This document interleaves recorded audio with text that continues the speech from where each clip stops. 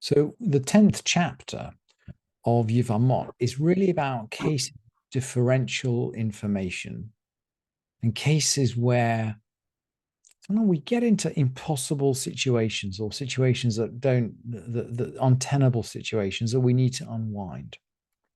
And we learned in the first Mishnah just a couple of days ago about a situation where a husband goes abroad. So Haisha shalach bala li medinat hayam. So the woman whose husband has gone, he's gone abroad. Uval ve'amru la met balech, and they came and they told her, your husband is dead. So she marries. She marries someone else, Venisate. V'char ba bala, and then her husband comes back. So she's in an impossible situation. She's married to two different men, and the halakha just can't deal with this. It's as if she has two completely invalid marriages, and she requires a get from both of them. But she doesn't acquire any marital rights at all. So in other words, she doesn't get her ketubah or the value of her dowry or the property or any depreciation in the value of the property that she brought into the marriage or any maintenance. She essentially, she's divorced without her marriage settlement and without any of the economic benefits of being married. It's as if her marriage neither marriage existed from an economic point of view. It's actually quite an extraordinary and tragic punishment for the woman who's involved. That is the first Mishnah of the 10th chapter. And then, having set the scene there, and we've studied the intermediate Mishnah, we're now going to jump to the Mishnah, which is on the menu for today, which is the fourth Mishnah. So we're going to jump into the middle of the chapter. And the fourth Mishnah has got the opposite situation. So now it's not the husband who's gone abroad, but it's the wife who's gone abroad. So we're going to look at exactly the same situation, but we're going to reverse the genders. And what we're going to find is that the halakha seems to deal with this standard very, very differently. And there's an incomprehensible statement at the end of the Mishnah from Rabbi Yossi, which sounds as though Rabbi Yossi does not agree. Rabbi Yossi doesn't seem to be able to live with this double standard. But we'll see. Let's just jump into the Mishnah anyway, and we'll form our view as we go on.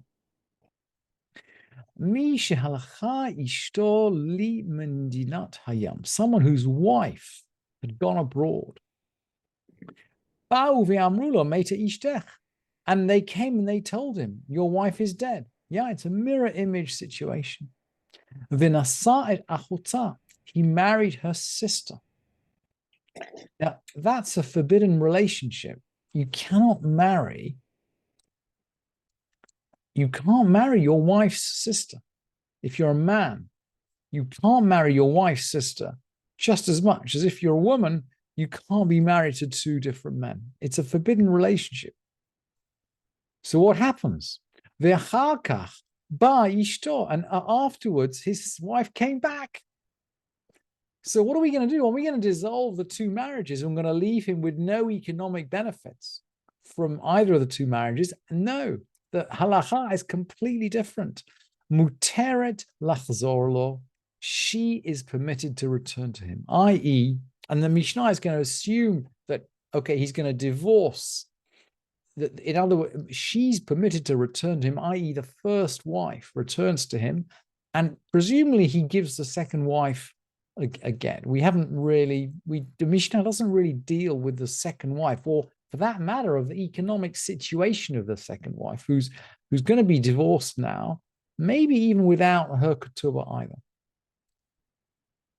I think probably without a ketubah, because the Mishnah goes on to say that essentially there's no relationship with the family of the second wife.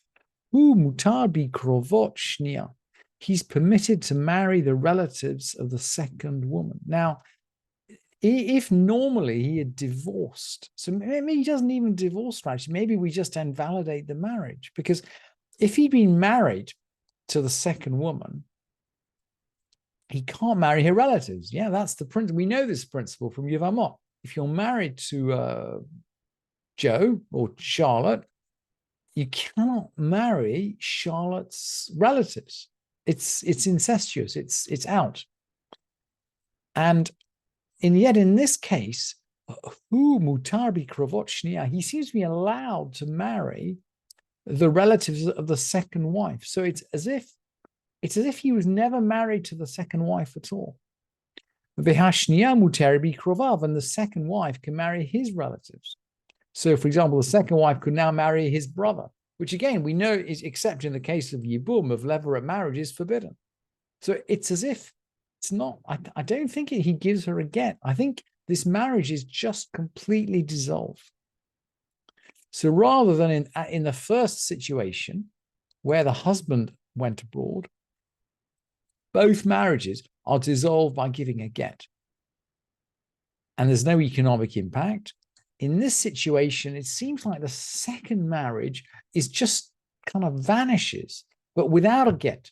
There's no bill of divorce. Seems like there's going to be no bill of divorce, but somehow nothing. It's almost like it's what the slate is wiped clean. And then the Mishnah goes on to say, so he can marry her relatives, she can marry his relatives, nothing's happened. And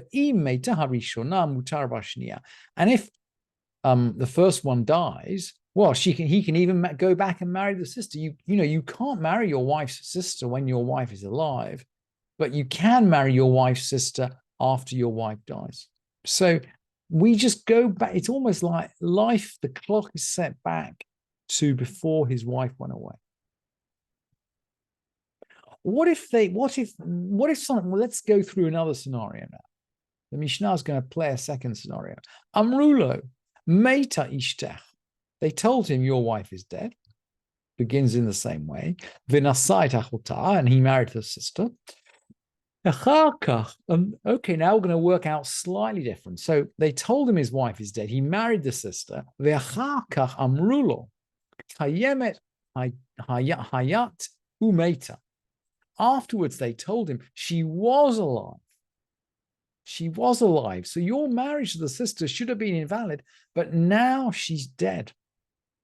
So now you can marry the sister. But when you did marry her, you couldn't. And the Mishnah goes on. Actually, now we're paralleling our first Mishnah. Havalad Harishon mamzer ve'acharon eino mamzer. The first child is a mamzer, but the last one is not. The first child is the child that was born while the sister was still alive, and the last one is the one who's born after the wife was still alive, and the last child is the one who was born after the wife died. And now Rabbi Yossi is going to object. Rabbi Yossi Omer, Kol shehu posel al yedei acharim posel al yedei atzmo. Anybody who kind of disqualifies others disqualifies himself. And if he doesn't disqualify for others, he doesn't disqualify for himself. So he seems to be saying, and I mean, this statement of Rabbi Yossi is incomprehensible. And I've looked through a bunch of different commentators, and they all interpret it slightly differently, but none of them in a very satisfactory way. But he seems to be saying there's some kind of symmetry here, that if this relationship kind of invalidates, if your own marriage is invalidated, then it invalidates other people's relationship and vice versa. There's some kind of symmetry here, but we don't quite understand what it is. But I think he's expressing disquiet at the double standard, at the different ways in which the incest on the part of a woman and incest on the part of a man are treated.